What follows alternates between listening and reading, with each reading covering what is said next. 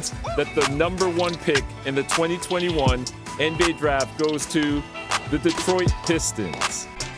Who's got the number one pick in this year's draft? Who's got the number one pick in this year's draft? Basketball! Select Isaiah Stewart. The Detroit Pistons select Killian Hayes.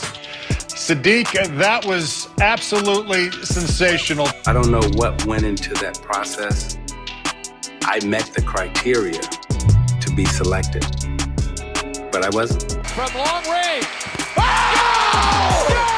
Yes! Detroit basketball! Pistons fans, welcome back to another edition of the Palace of Pistons Podcast, part of the Believe Network. I'm your host, Mike Anguilano, and joining me is just one other person this week, and that is Jasper Apollonia. Jasper, how are you doing this evening, buddy? I'm good. Tale as old as time. One of the three of us missing from a podcast, but it's okay. We power on anyway. I'm doing all right. I'm happy to be here. We're recording a little later than our usual time, so I got to get out of here. I got a big Settlers of Catan game I got to play. Oh, wow. And, yeah, unlike the Pistons most nights, I actually have a chance of winning, so yippee. Well, that sounds great. Well, this will be a little bit of a shorter podcast, but we do want to hit on a few topics here. Some of the more pressing things. Jasper, why don't we go ahead and get started here with James Wiseman? I think is going to be our first topic of today. We've received numerous amounts of flack for our depictions of James Wiseman and sort of how we were unhappy about that move. Got a lot of fan mail, let's say, regarding James Wiseman's acquisition. Do you want to touch on that in any way? Because I've certainly got some thoughts on his play so far in a Pistons uniform. Yeah, definitely. I mean, look, after last week's podcast, we had only had one game of James Wiseman in a Pistons uniform. So it was pretty hard to get a really good idea of, what you were going to see. A game against the Celtics isn't exactly a large sample size. Now we're 5 games in. It's not like the sample size is huge there either. But yeah, he's been fairly productive, I would say.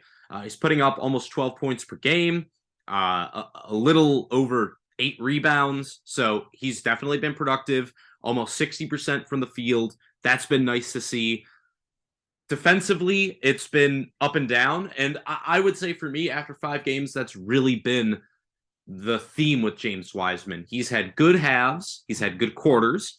I'm thinking specifically of last night in Chicago. I thought he had a pretty good fourth quarter, especially defensively. He had a few plays where Patrick Williams and Nikola Vucevic and DeMar DeRozan went at him specifically, and he held up okay. Even forced, didn't quite force the turnover, but helped Corey Joseph force a turnover with under 2 minutes left on DeMar DeRozan. So I think he's done some really good things at times.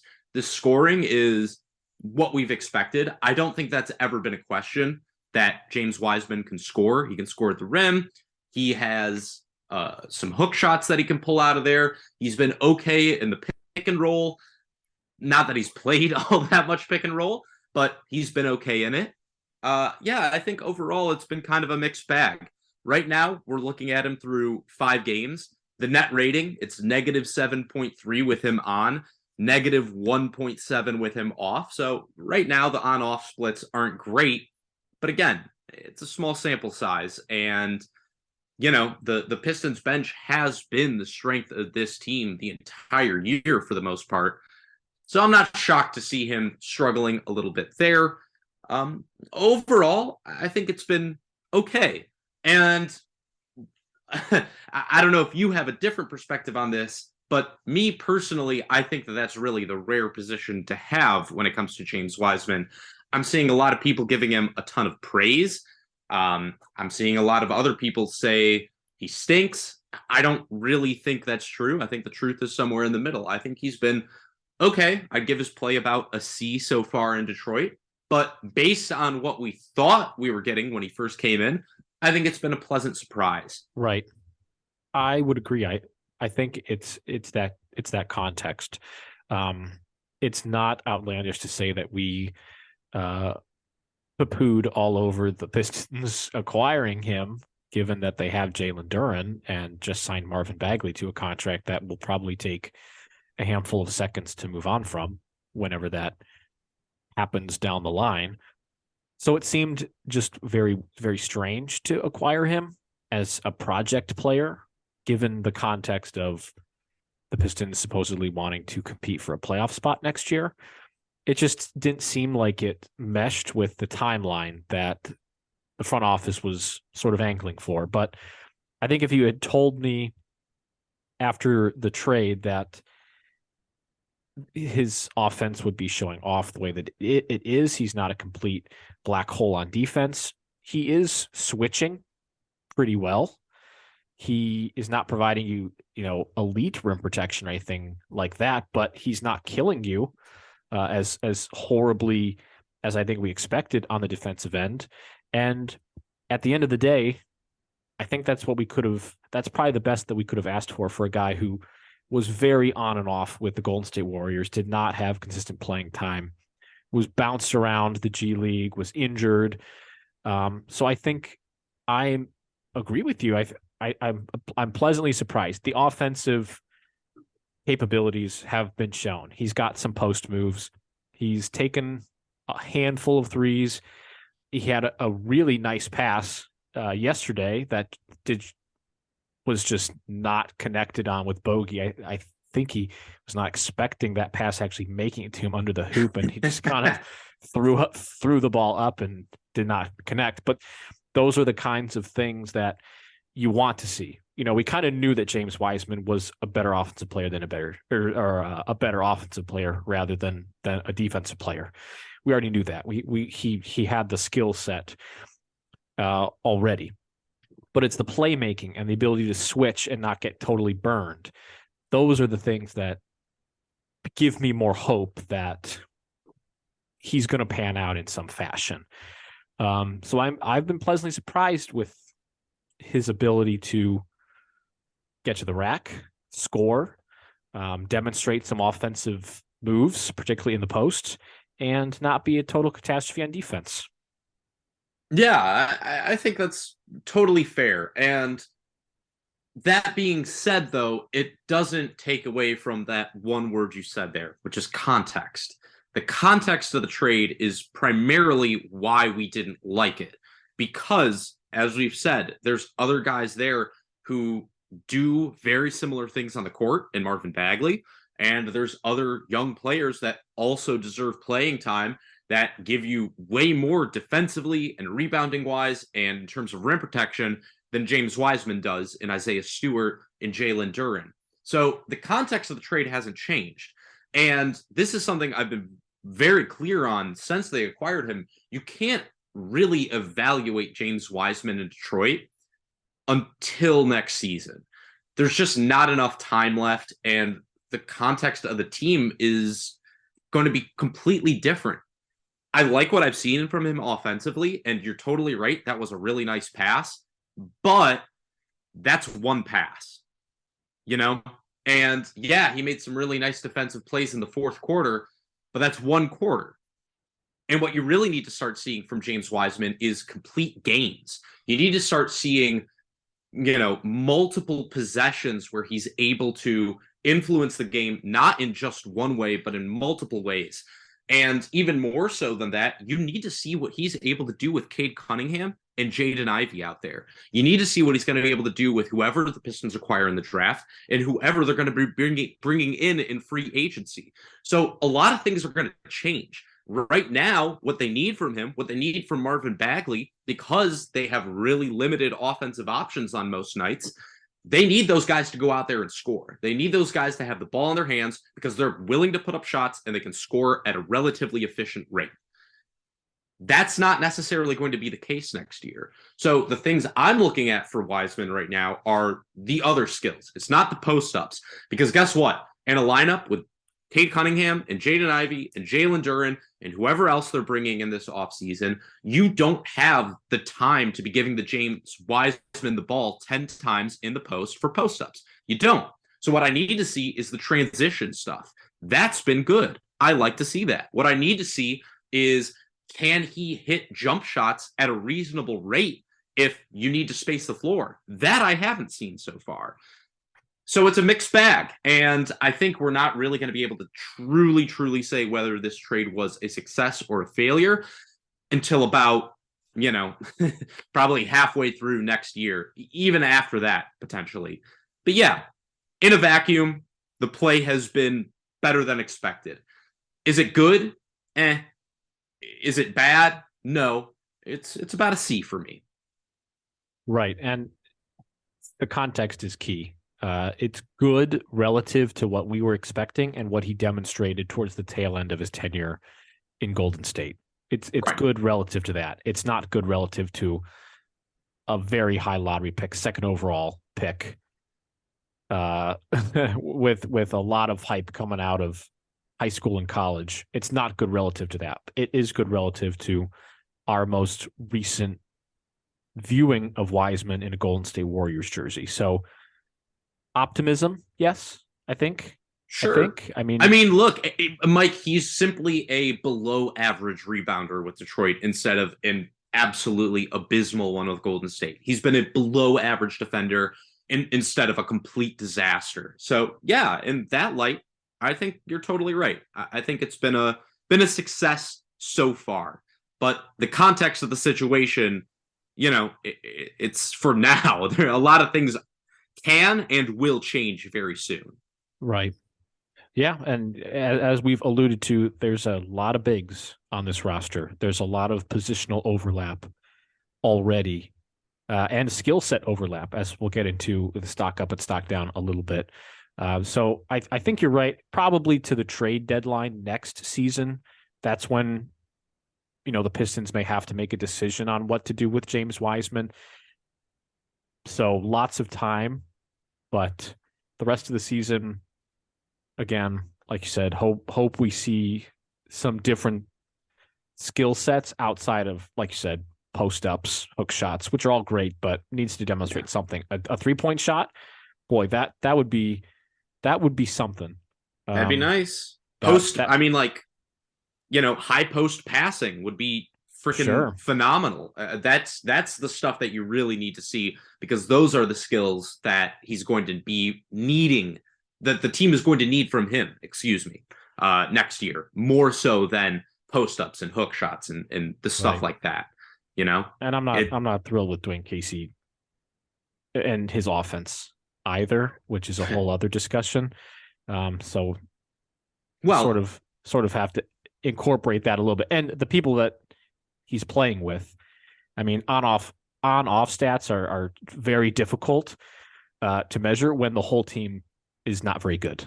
Yeah, I mean, look, the player with the worst on-off stats on the entire roster is Jaden Ivey, and we're not throwing him in the trash heap because of that, are we? Right.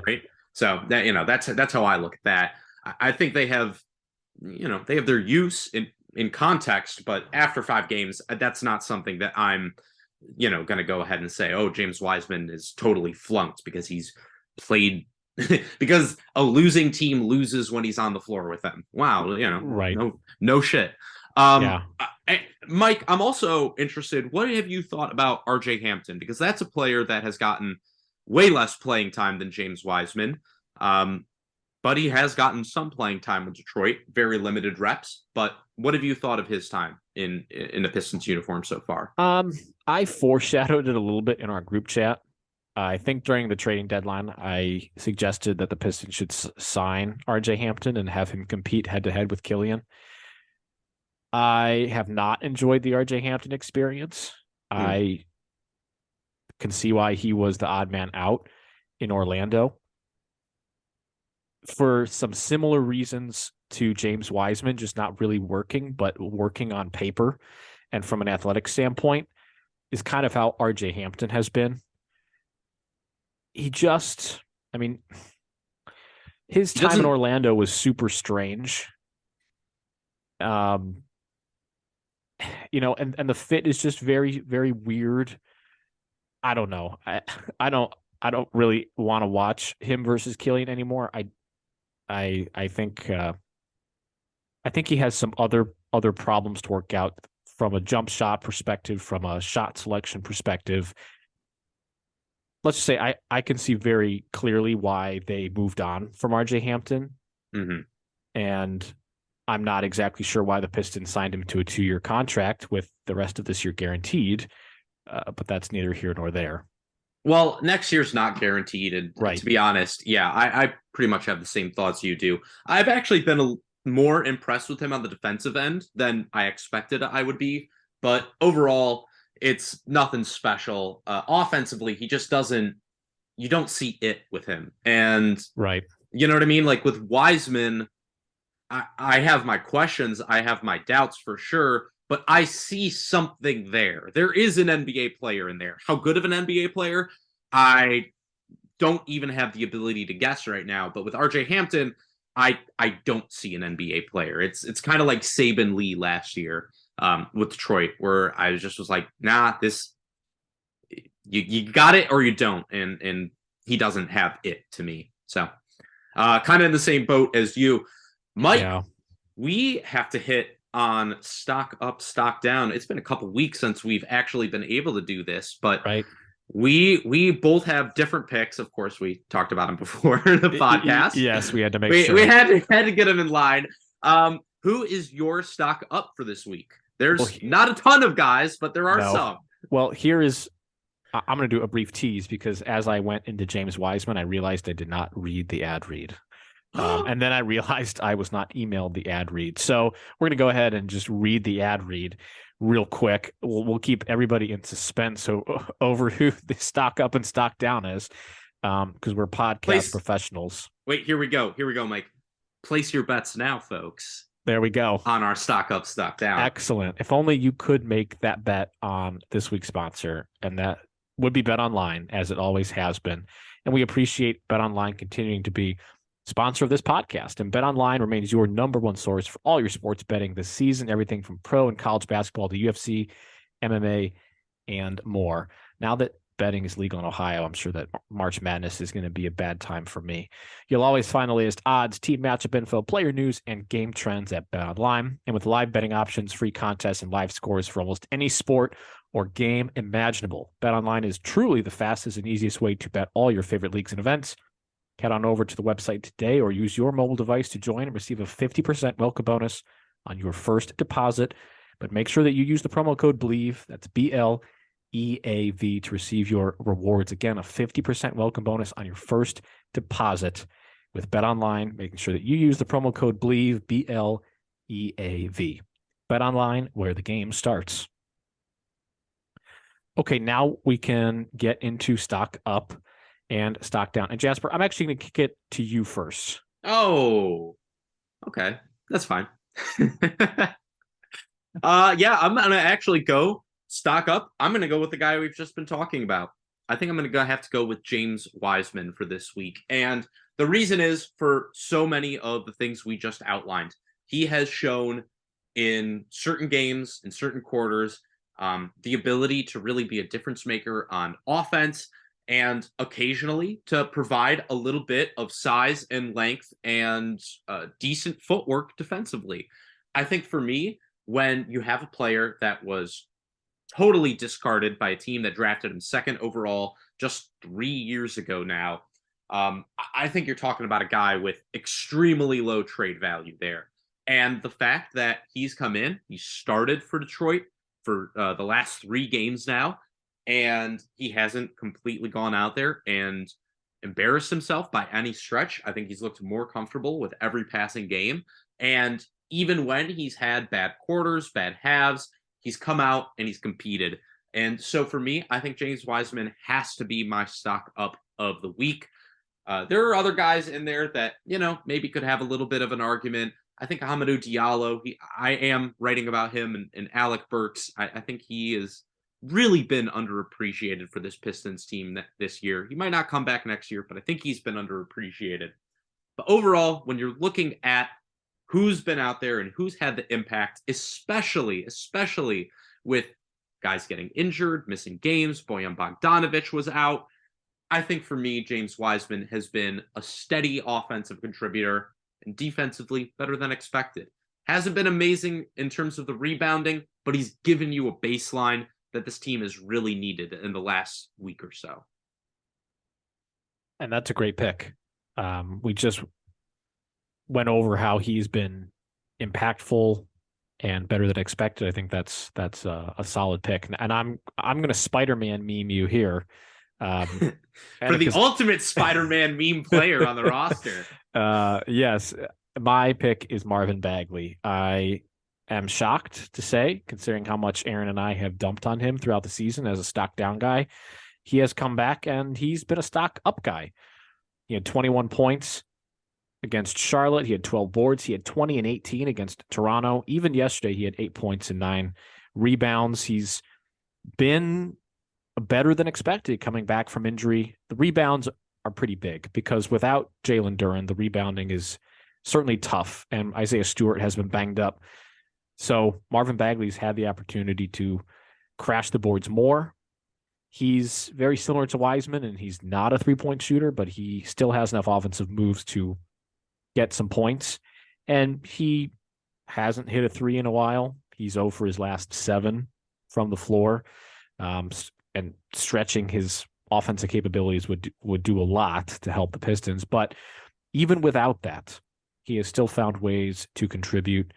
He had back-to-back 20-point games. I mean, he's playing with an offensive skill set that, dare I say, the Pistons desperately needed, and it's never a good sign relying on Marvin Bagley, but he has played very well since his return from injury. Definitely agree. And again, that's another player where it's like he's been playing really well, but you have to look at the context of that. That's not necessarily the role you want him playing for your team, where you need him out there getting all those, a 2018 game. I wouldn't exactly say he like covered himself in glory in that one, but definitely he has been an impact player and they've needed him. No other way to say it. For me this week, Mike, I got to go with my stock down guy, and there were perhaps more appropriate candidates for this one, but I want to switch it up a little bit. It's a guy I usually give a lot of love to. I think it's going to be Alec Burks, and really this just because Burks has been so good this year that he has a week like this that's not particularly awful, but is just a step down for him, that I think I have to include him on this list. 11.5 points per game, 2.5 rebounds, 4 assists, but only shooting 33% from three-point land, 43% from the floor overall, 78% from the free throw line.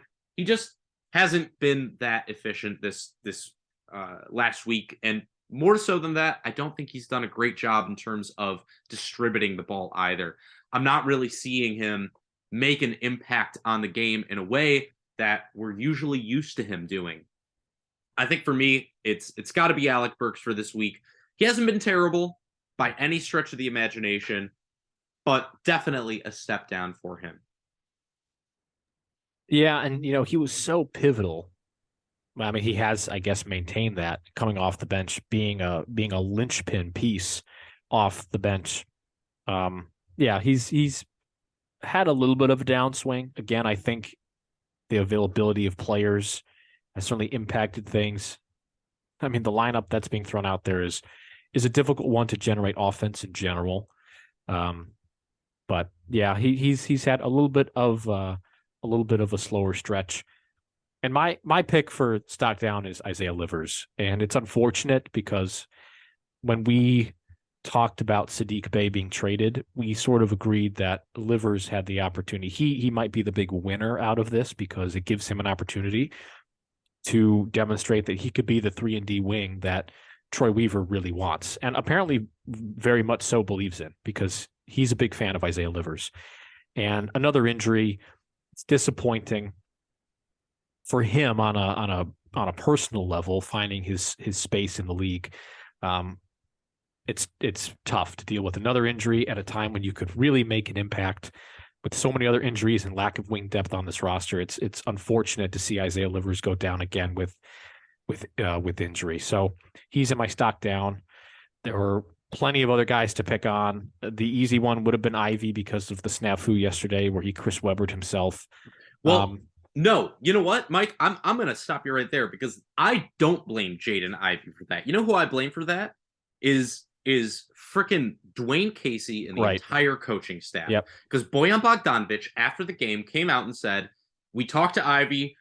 I said it was our fault because none of the veterans and none of the coaches said in the timeout, hey, this is our last one. I think to me, that is just, wow, man. Like, the bar is so low for this coaching staff. I respect what they're able to do in keeping the team together and keeping them competitive in terms of, fighting to the end every game. But wow, man, you talk about the simplest things when it comes to coaching. That is absolute malpractice. How many people do they have on their staff? Like 8? And like what, 3 of them are former players? Right. How does nobody say anything?